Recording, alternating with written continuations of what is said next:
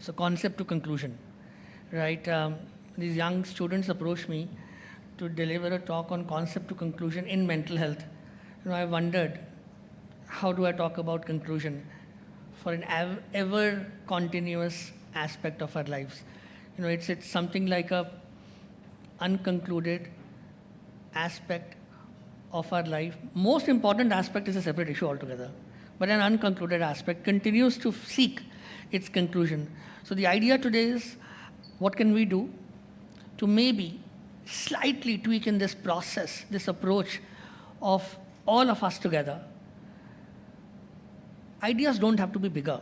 I don't subscribe to the idea of bigger ideas. I like what you said earlier in terms of if you can't implement it, what's the point? And if you can't implement it and you don't actually implement it, again, what's the point? What mental health seeks is actually a conclusion. Just look at what has happened over the past several decades. The terms that were used earlier, lunatics, insanity. From lunatics, we were able to come to patients. From insanity, we were able to come to mental ailments. From asylums, we were able to come to mental hospital, mental illness. That from not knowing what the diagnosis is, we are today at a place where we know what the diagnosis is. Not having medications or treatment, we're now at a place where there is treatment. That's the narrative, or that's the change or evolution that mental health has gone through. Yet, the false perception most of us have, especially in urban cities, especially people who are, let's say, more on the digital interface of life, we believe mental health problems are now being addressed. We believe it's a problem which has now been solved because so many people are talking about it. Not true. Just because a handful of people you end up following have talked about it does not make it a problem which everybody recognizes. Just because you heard somebody talk about it does not mean that that individual themselves were also ensuring that this, what they are saying and what they are doing actually matches. Ask yourself that question, that have we reached a place where there is access to health, acceptance to the problem, an intervention, a support system, and more importantly, are we without the stereotypy? Are we without the stigma? You ask yourself this question and you'll realize why mental health is seeking its conclusion. Far away from being concluded. Even today, globally, 75% of people struggling with mental health issues do not seek intervention. That's our reality. And this is a global fact I'm saying. So don't allow yourself to believe it's only one part of the world and not the other part of the world. That's not true. Now think about it. 75% of people who could have been helped. Just imagine. Look at this, diabetes. You would get so many illnesses if you don't get treatment on time. All you had to do was go to a physician, start a tablet, look at some, chemical restructuring that happens, and life became different. As simple as that. Look at how it has happened for illness after illness. But if you don't seek help, how would you be able to make a difference? And that's the concern, that we have not been able to even remotely come out of the stigmatization, the stereotypy, the discrimination that mental health continues to go through. Ask yourself a basic question. Some of you are very young people, and some of you are much older. How many of you would be okay with a junior of yours coming to you and saying, I'm talking to the older adults here, saying that I am taking an off for 5 days for a mental health problem? Do you think that individual has the confidence of saying that to you without feeling that there will be some consequence? How many of these students here can actually go and tell the school, I am not coming, or I am having some anxiety issues, I am having insomnia? Or how many of these kids have been able to come and say, I'm having a problem with bullying? Don't allow yourself to bullying. Bullying doesn't happen here. Bullying happens everywhere. The moment I have an interaction on bullying with schools or colleges, first reaction is, in our school it doesn't happen. How is it possible? It's like saying COVID happened every place, our school it didn't happen. It's epidemiology, it's statistics. If it is 1 in 6, it's 1 in 6. So if 1 in 6 people will have a mental ailment, or 1 in 7, that's 1 in this, on this table, 1 on this table, 1 on this table, 1 on this table. You don't have a choice. One of you will get it, like it or not. Fact of life, can't change it, can't challenge it. The recent WHO report has said that bullying is one of the most significant reasons why predominant mental health conditions happen, or mental health concerns happen later on as well. Which means we are rising when it comes to bullying, not becoming lesser. And we are a society of its own kind. We were able to even do cyberbullying. I'm just about to manage my life on the digital interface, just about to manage what to text, what not to, and so many things happen, and we were able to find trolling also. So this is the reality we live in. Yes, the transitions have happened. Yes, conversations have increased, no doubt about it. There are more conversations happening. But more conversations have not converted into ending the stigma, ending the stereotype, ending the discrimination. That's where we are today. Let's try and evaluate some statistics here. It's not merely an elephant in the room. It's an elephant on each table. You just can't see it. You can't see it because you're choosing not to see it. By 2030, the economic impact of mental illness, mental health alone will be $6 trillion. For those who don't understand feelings, thoughts, these are numbers for you. You'll probably understand this. For those who understand business well, for every 1 unit you spend on mental health, 5 units is your return. You won't get this 1:5 return on anything else. And the other return is you'll actually get life, people, dignity, values, a society that will probably not be fighting the way it is. Because mental is not merely about illness. It's also about our values, our social interface, our relatedness, our connectedness, our working together. So many aspects, that's all mental health for you. Mental ailments are one of the most significant reasons of people living in disability. In fact, you put together respiratory conditions, diabetes, and cancer, and put mental health outweighs. That's where we are. That's the nature of the problem. 1 in 6 years lived with disability are because of mental health.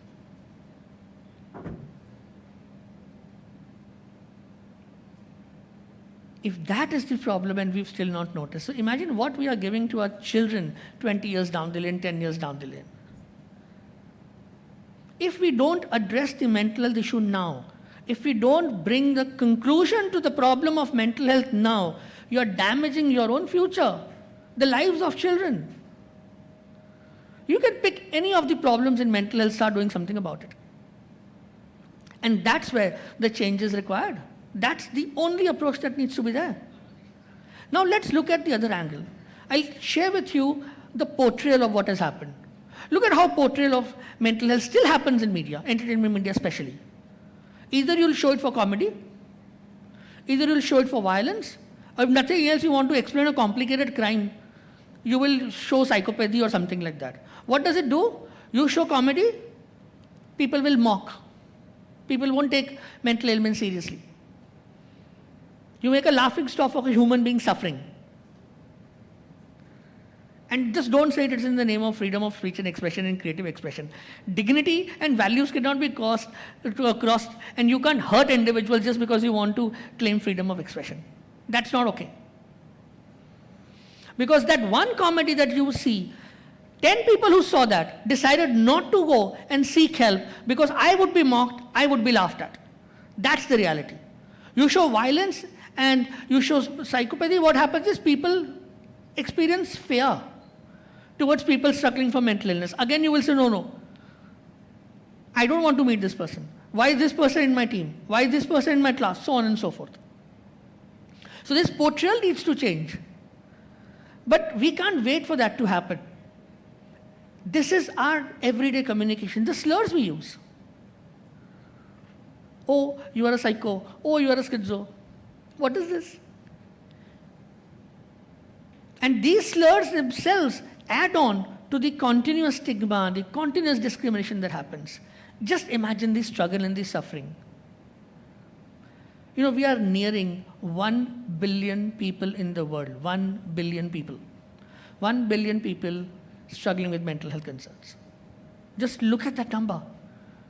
We lose an individual to suicide every 40 seconds.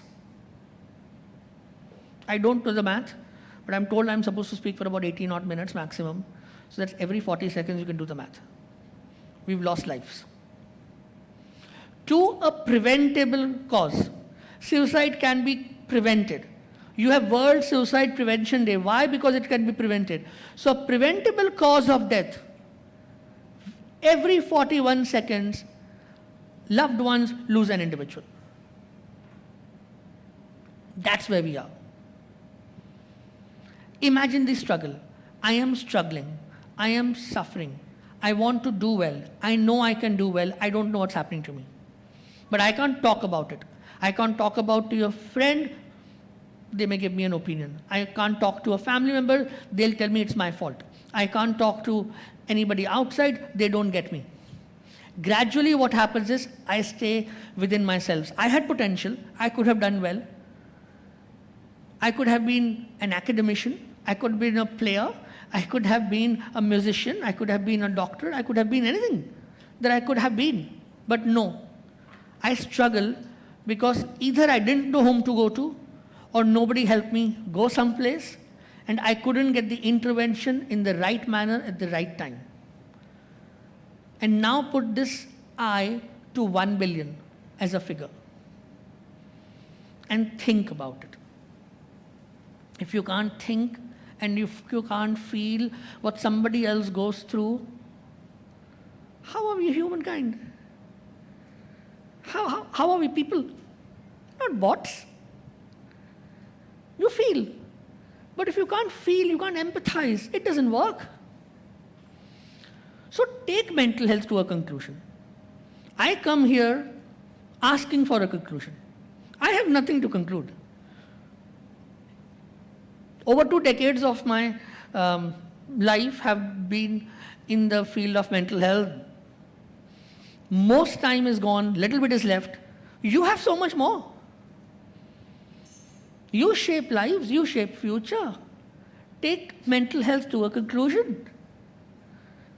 Each one of us who's here, each one of you listening, who may listen to this today, who may listen to this months down the lane, you are all equally a part of this conclusion.